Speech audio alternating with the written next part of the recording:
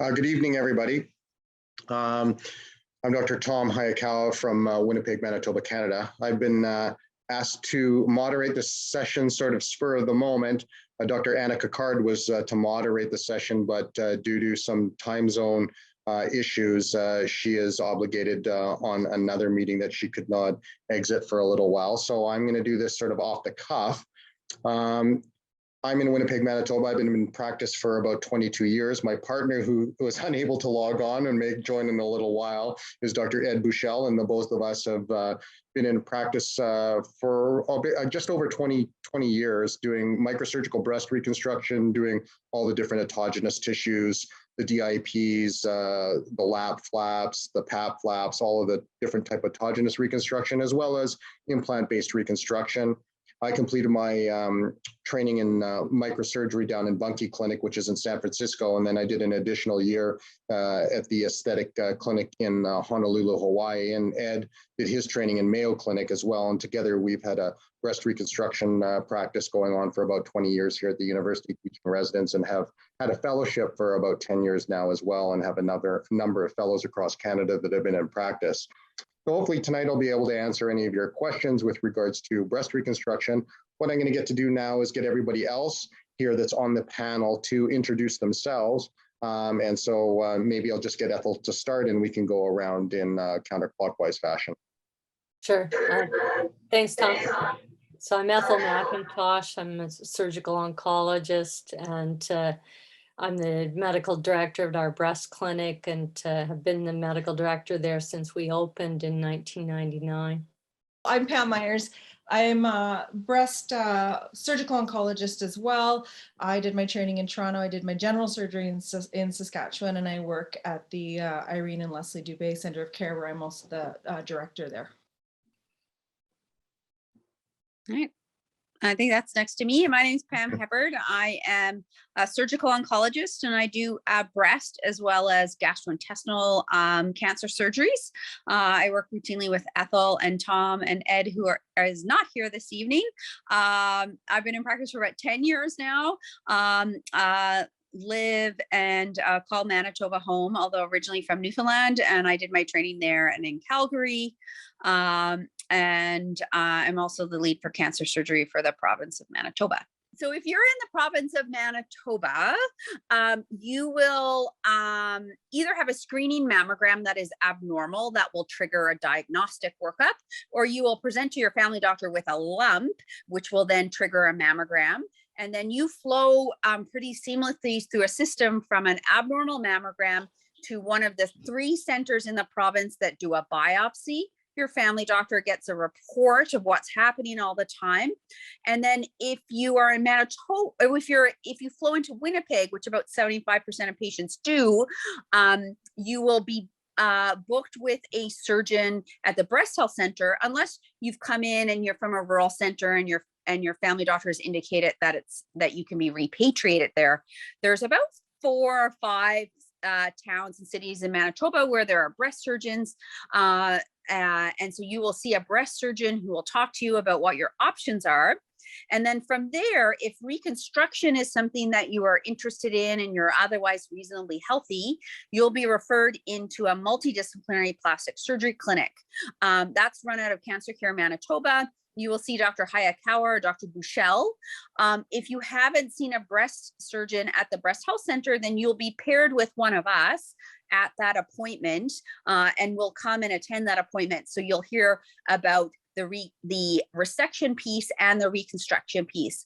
And the other important thing in Manitoba is your doctor will tee you up with an education session with a nurse specialist, and her name is Lori Santoro, and she will give you a very in-depth discussion and a personalized discussion about different reconstruction options, including showing you pictures and videos of what those things look like, give you a lot of answers, so that when you meet the plastic surgeon, you guys are speaking a lot of the same language and you know a lot of the basics, and then you guys can hit the ground running about what may actually be the best thing in your case.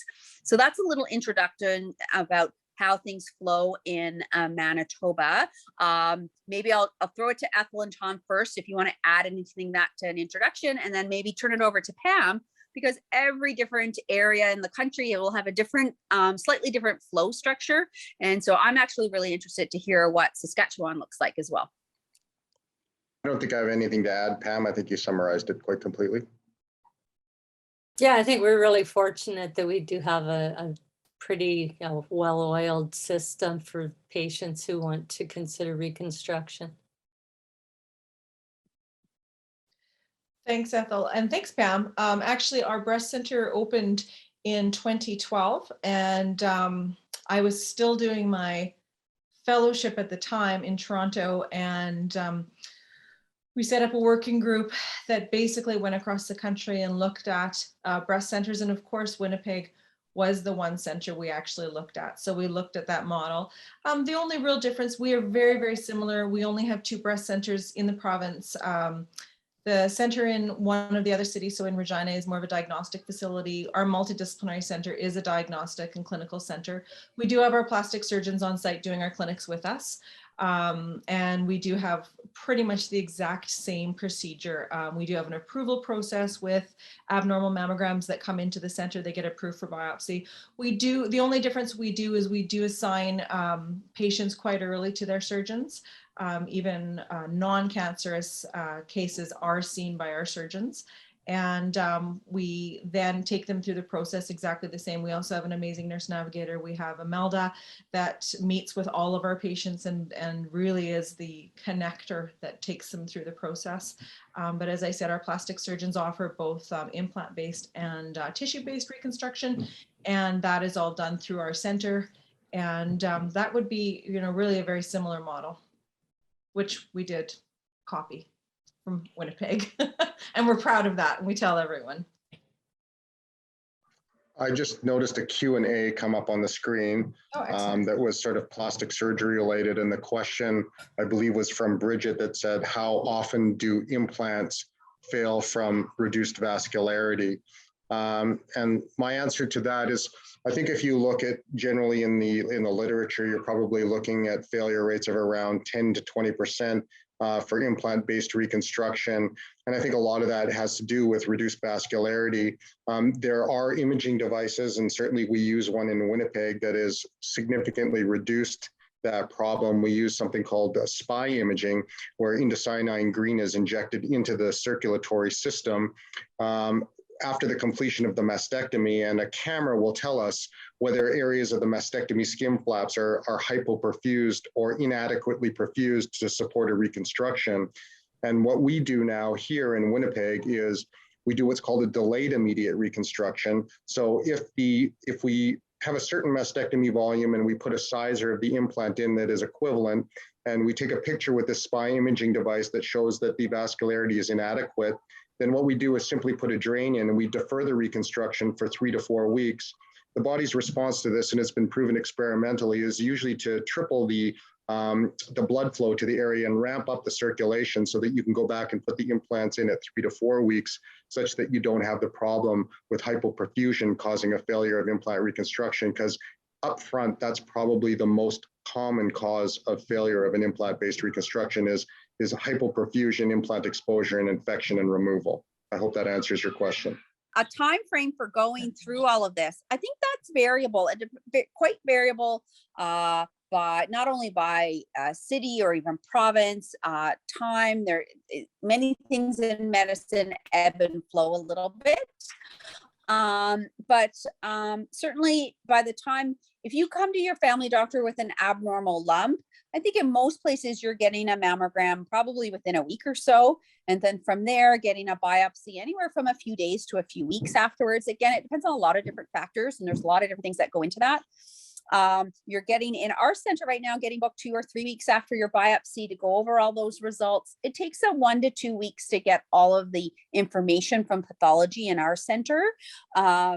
And I know from chats with Pam over about a year or so ago, I don't think it's that much different in Saskatchewan either. And then from there, if you're looking at a reconstruction, then you usually meet the plastic surgeon, oftentimes a week or 10 days later, and then booking a surgery about a month. So, everything does add up, and it's not fast, but all of those weights are really important. Oftentimes we're gathering up information. Sometimes people need extra tests.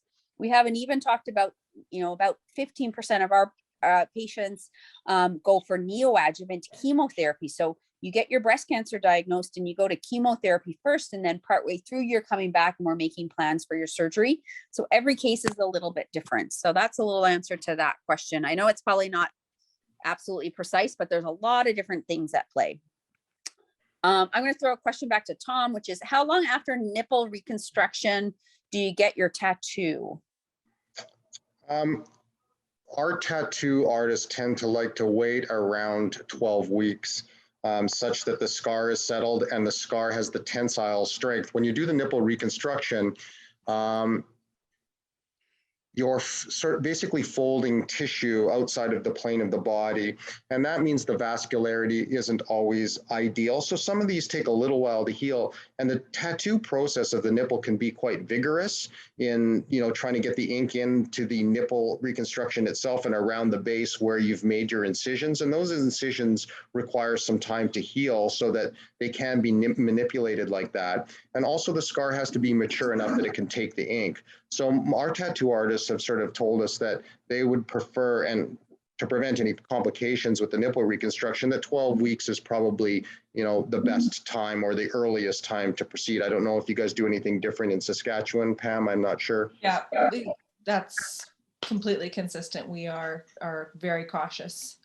We definitely want to allow that secondary healing. So yeah, Okay. we're very similar. And then just to follow up with Pam, those are our guidelines. I know, Pam, you guys have presented your numbers. We've looked at our numbers almost spot on. I would say the MRI is the thing that gets in the middle, that really, with the second looks and the second biopsies, if you need more biopsies, that then extends the time frame. I will say, I think Pam pointed out something that was very important. The reason we really need to wait for that second set of pathology, I call that the second week, where we do the receptors, is because now the data for triple negative and HER positive breast cancers with the Catherine trial. So we have trials out there that show a significant benefit to doing neoadjuvant chemotherapy. So we really don't want to start based on a preliminary invasive diagnosis going to surgery without knowing those hormones. So we are the same. It takes it can take up to 3 weeks to get that result, but that's a crucial thing that we really have to wait for. And our patients understand that because we explain it the exact same as Pam would. I do have the Q&A back up on, I do have the Q&A on my screen now, Pam. I think that nipple reconstruction was the last question. Well, there's questions about timing, and I wonder if they're asking, does the reconstruction add to time? I think that's what some of these questions, I'm just trying to read between the lines. And I usually say it can add a couple of weeks, sometimes as much as 4 weeks. Occasionally it happens a week earlier than without reconstruction. And that's part of those ebbs and flows. And, it just depends on the workload and the OR resources. So it's not a significant delay in Winnipeg by and far. And, that's something that we try to avoid. And I would say from Saskatchewan, we try to look ahead, Ethel, like you would in our clinics. I mean, now I'll be honest, in our situation we're in right now, we're getting our clinics 1 week in advance. So I don't know what I'm doing the next 2 weeks until the chief medical health officer hands me my schedule. And that's how we're doing it, probably until March of 2022. But our current setup is very good in that we have resources for plastic surgery. We have resources for the breast surgeons or the general surgeons. And we look ahead at those schedules the same way you would. And actually, if I can get a recon in earlier, if I see that there's a recon room coming up, we'll work together with whichever plastic surgeon that patient is paired with. We're very similar. There's a question about, says, how soon after treatment can surgery happen? I might leave this to the oncologist. I'm assuming the question is how soon after chemotherapy can treatment, which would be surgery, mastectomy, and reconstruction, happen? Do you guys want to comment on that, maybe, Ethel? Yeah, so if those patients who have preoperative chemotherapy, typically we would plan the surgical procedure, and sometimes that might be a lumpectomy if the chemotherapy has shrunk the tumor sufficiently, but we usually plan that surgery about 4 to 6 weeks after the last chemotherapy. And again, if what I do personally in clinic, when I see those patients, is I try to get a a feel from them. And I would say 80% can give me an answer of what they think they want to do later when they're coming back for surgery. And if they think they want to see a plastic surgeon, that appointment towards the end of their chemotherapy will be a joint appointment, just to try to facilitate getting surgery booked in the correct time frame for those patients. The next question I see up says that other regions suggest that ADM support is costly and sometimes affects the options for patients. What is the cost? The ADM certainly is very costly.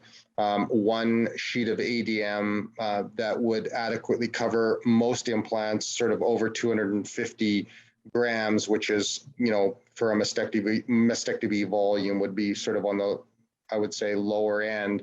You're looking at about anywhere from $3,000 to $5,000 per breast. So it is very costly, and sometimes affects the options.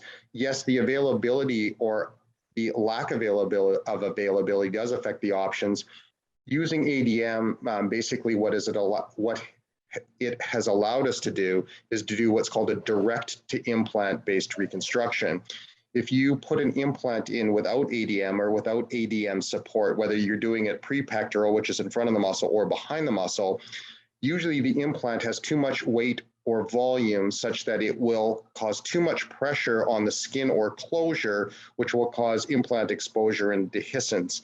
And so if you don't have the availability of the ADM, in most patients, and I won't say all, because some with thicker skin cover and some with thicker subcutaneous tissue, and if it's a prophylactic mastectomy, you may be able to put an implant in with ADM, but in general, I would say it's probably the gold standard if you're going to do a direct to implant reconstruction or an implant immediately at the time of mastectomy to use ADM for support. There are other benefits, but what it does is it supports the implant during healing of the skin, so there's no dehiscence or exposure. And so yes, it does affect the options, because if you do not have the availability of ADM, then you need to use a tissue expander based reconstruction, so that you put a tissue expander in which has tabs that can be secured to the chest wall, and the fill volume is much less than would be the mastectomy volume that was removed, such that you don't cause pressure on the closure and you gradually expand that. So now you're extending your reconstruction over a period of usually around 6 months, because now you've got a two-stage. You've got the expander, which is the balloon that is gradually expanded with multiple returns to the hospital or your clinic for expansion. And then usually you leave the expander in for about 3 months to allow the tissue to expand and the elasticity to accommodate itself to what the volume is, and then put the implant in later on. So yes, if you do not have the availability of ADM, in the majority or vast majority of cases, it will affect your options for an implant-based reconstruction.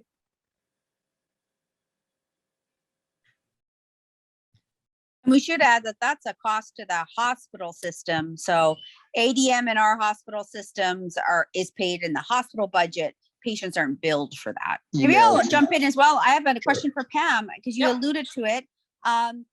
What is the scenario right now in Saskatchewan? Are you able to do both non-reconstructive breast cancer surgery, reconstructive breast cancer surgery? We've certainly have, like, the third wave in Manitoba was quite hard, and in all of our first 3 waves, we had periods of time where breast reconstruction was halted, and alternate plans. So maybe I'm more personally curious, but our audience may be curious as to how COVID's impacting you. Yeah, no, that's a great question, Pam. I will say the first wave, we were closed. I think that was almost a universal. I think immediate reconstruction across the country was really significantly impacted. This 4th wave, which is hitting us particularly, the hardest in the country, we fought very hard, and we have maintained we've maintained an immediate reconstruction practice. So all patients are eligible for a consult for immediate reconstruction and for surgery. The problem is because if you're doing a DIEP, because that's what our microsurgeons do here, they have lost, unfortunately, their time at the hospital that has the microscope. So DIEP in the immediate setting, we haven't pushed that envelope yet. We're 1 month in. because we do not have that OR time, but we do have OR time for DTIs, for direct implant. So we've been continuing to do that. I would say the group we're not doing and is on hold right now are the risk reduction surgery. So our BRCA1s, BRCA2, PALBs checks, all of those are on hold. And honestly, those patients aren't interested in coming into the hospital. The other thing I'll say we did switch is to attempt, even though we are in a province where travel is almost an assumption with almost every patient, we have done day surgery, mastectomy, and immediate reconstruction without any problems. Our patients have been very motivated and we haven't had any issues with that. So that's also alleviated a lot of the problems in the hospital. Okay, I see another question up here. This is a very difficult one to answer, actually. What are your thoughts about breast implant illness? I'm wanting implants, but I'm unsure at this time due to much research. Ironically, there's not a lot of research into breast implant illness, and that's one of the problems that we have with it. It's sort of, I would say, an enigma. I don't think that there's definitive diagnostic criteria that have been established to exactly elucidate what is the diagnosis of breast implant illness. I mean, there's a multitude of different signs and symptoms that can occur: fatigue and rash and hair loss, etc. In addition, there's no diagnostic blood tests that help you or aid in the diagnosis. A lot of people allude to the fact that the illness may mimic collagen vascular disease type illnesses, and some of the patients that believe to have had BII have eventually either been, and the cause and effect certainly hasn't been established, some collagen vascular disease. So what is my opinion? I think it's like anything. I think it's mostly a process of elimination and making sure you don't have other diagnoses that may be causing these symptoms. Can breast implant and silicone cause, an adverse reaction in the body? I mean, people react adversely to so many different things, it's impossible to tell. And really the only way to tell if you've got breast implant illness is to remove the implants and see if your symptoms resolve, unfortunately. So, there's, the medical research suggests that silicone is is somewhat of a benign entity within the body, but who knows whether the gel within the implants can cause systemic inflammation. I mean, we never thought ever that a breast implant would cause breast cancer, or not breast cancer, but a lymphoma like BIA, ALCL. So, the possibility of an illness related to implants is certainly there, I guess. But unfortunately, there's no definitive diagnostic criteria or symptomatic criteria to allow us to make a diagnosis to be able for me to answer your question in a scientific fashion. Tom, maybe I'll ask you a follow-up question on that too. Anecdotally, for you and your colleagues, do you see the frequency of what we're sort of calling this BII nefarious thing? Do you see different rates of that, again, just on an anecdotal level, in our breast cancer patients who are getting reconstructed versus patients who are opting for cosmetic augmentation? I have to say, in our breast cancer population, I haven't seen that many people come back through our clinics with the symptoms of BII, again, with the proviso that we don't really know what it is. And maybe some of that is just due to, it's a very different patient population. While anyone can get breast cancer, they tend to be a little bit older than many of the augmentation patients. They have different things going on in their body. I don't know. Are you seeing something similar to that? I certainly have, I'll be honest with you, I haven't really had any patients in my practice that have related their symptoms to their implants. I mean, but also the breast cancer patient population, there's a vast majority that have undergone chemotherapy, which causes, almost an overlap in symptoms of BII. So to be honest with you, no, I have not had a lot of patients, have symptoms such that they think that their implants are causing them, that multitude of symptoms that are listed under, BII. I don't know, Pam, have you had any experience with that at all? Well, I agree with Pam 1, I'm going to call you, because we anecdotally sort of have noticed that in the breast cancer population, we don't see BII. We read about it in the augmentation group. We certainly, I will say, have seen a real influx of concerns regarding ALCL. It's completely different, obviously. And we've seen a lot of people requesting implant removal and capsulotomies based on the lymphoma fear. And I think that's a very different question, and we're seeing that a lot. I would also say there is a significant shift in patients requesting tissue-based or more interested in tissue-based with their own tissue, and in patients requesting to go flat. I think it is directly related to the coverage that we're seeing about lymphoma. And I will say it was on the General Surgery Royal College exam last year. I teach them every year. I have my slide. I approve it through our plastic surgery team. So I do think there's a bit of a shift, but with the breast implant illness, I agree with Pam, and that's very anecdotal, but I do not see that with our breast cancer population. Right at the top here, questions from registrants.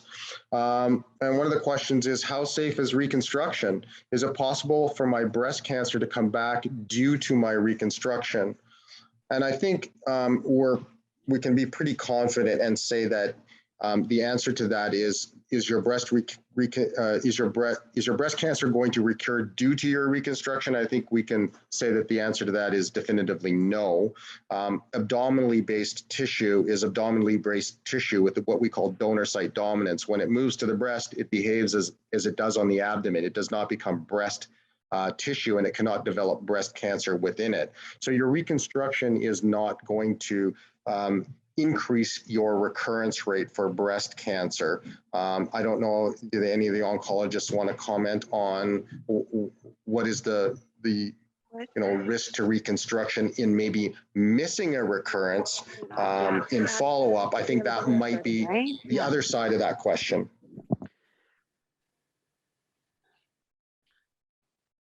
I think maybe I'll pivot a little bit. The other thing is that breast reconstruction is I have a little mini me attached to me. That a breast reconstruction isn't a replacement for the other breast cancer treatments. So just because you've opted for a larger surgery, if your cancer needs chemotherapy, it needs chemotherapy. Not all cancers do. If your cancer needs radiation, it needs radiation. The reconstruction isn't necessarily a replacement for that. And occasionally, I think we do see some patients that if I just opt for the biggest surgery and get over it, I won't need to go through those next steps. And those next steps are very variable depending on what kind of cancer yours has. So that's maybe not exactly what the original person asked, but I think it's an important thing because we do see that in our clinics, people sort of wondering whether or not they really have to go through the next step. And those are really important. Breast cancers always treat it with more than one thing to give us the best cure rates. And maybe I'll defer to Ethel to ask that sort of the surveillance question. Are we going to miss a breast cancer? Because that's the hardest question. So I'm going to give it to my senior colleague. Well, I mean, most recurrences, and you certainly can get a recurrence in a reconstructed breast, but most will be clinically apparent.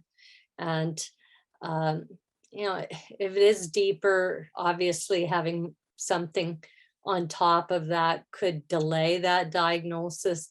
It's unlikely that that's harmful. That's the biology of the cancer. And that's really what's going to determine whether you have a recurrence and how that presents. So, we wouldn't typically do any routine surveillance imaging, but I tell patients, get to know what your new reconstructed breast feels like and bring any change to our attention. Occasionally I will do some surveillance if it's a DCIS, for instance, with a positive margin. I might do MR looking for an early recurrence, knowing that that could be curable still, but there's no real science behind any surveillance in terms of imaging routinely for reconstructed breasts, whether that's autologous tissue from the abdomen or implants. Do you have anything to add, Pam, number 2? Thanks, Ethel. No, you know, if there's any concern about a recurrence, obviously if it's implant or tissue-based, we would MR them. We do not routinely image exactly the same. I think there was some concern with the prepectorals when they initially came in, but really a DF is a prepectoral. So for us, we already had that. And yes, a recurrence can occur. I love what you said. It's the biology of the disease. And that's pretty much how we counsel our patients as well. Okay, I think we're down. We have a 5-minute warning, and I think Bridget directed a question to Sandra if she might respond. If there are any resources related to body image following breast cancer reconstruction. There are some resources in different communities. We do have our community services locator where they can find support groups, talk to other people who've gone through the reconstruction, who've gone through the process, as well as the Canadian Cancer Society. We have our online community, our cancerconnection.ca, where they can talk to someone else who's been through that situation and have different chats with them as well.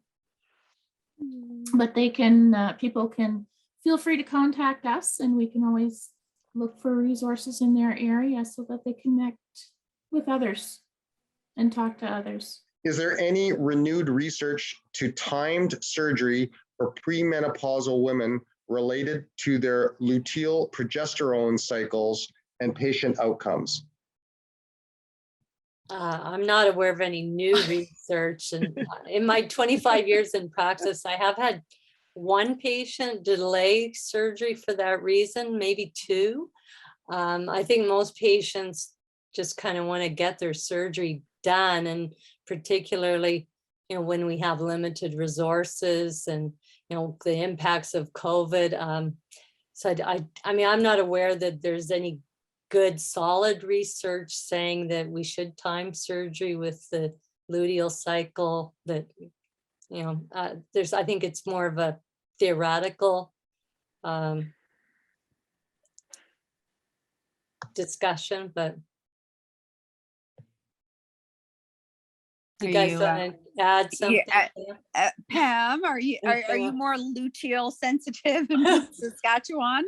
Nope. I have asked my gynecology friends because they work in our hospital, and I've asked them to potentially give us a quick little 5-minute talk on it, and they felt the same. I have not had a patient ask, but I have asked my oncology colleagues if they could give us a 5-minute, and they also thought it was more theoretical, Ethel. They sort of said the same. I have done zero research of my own into that, full disclosure. So I can't. And Pam, one?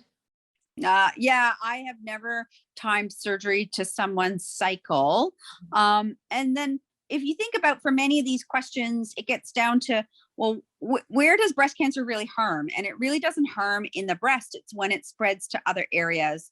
And that ability for a cell to be able to grow another area, sit in another organ, and then be able to take hold is a very complex process.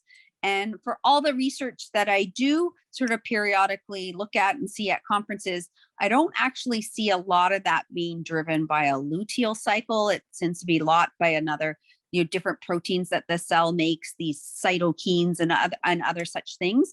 And so I think, again, yeah, from that biologic plausibility, it's not high on my list of targets for, you know, how are we going to cure breast cancer in the next 10, 20, 50 years. I think that's sort of lower on my list of targets if I were sort of making that list and looking where, you know, big centers around the world are maybe doing their scientific research. So it's an interesting concept, but I don't think it holds that much weight when it comes down to real world.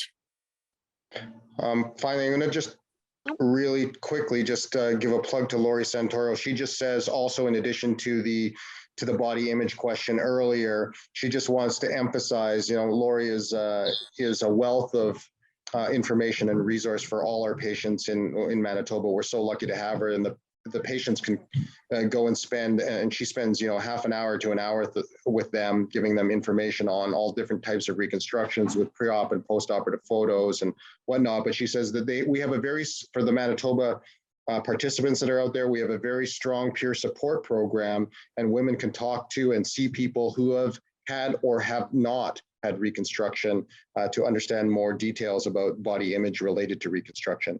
Anyway, it sounds like we are at the conclusion of the session. I'd like to thank all of our participants and all of our panelists for hopefully an enlightening and educational session for everyone that was involved.